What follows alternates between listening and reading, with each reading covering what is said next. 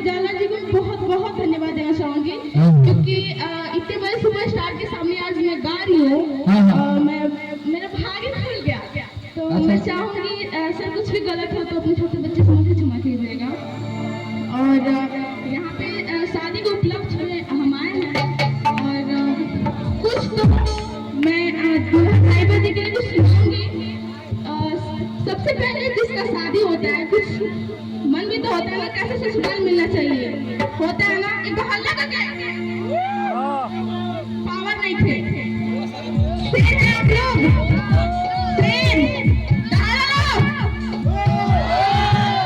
जियो से। तो मैं बोलना चाहूंगी अपनी जो हमारी दुल्हन है, मेरी बहन है, मैं उनको दुआ देना चाहती हूँ। हेलो हेलो नगरी हो अयोध्या से घराना हो चरण हो राधे जहाँ मेरा ठिकाना हो नगरी हो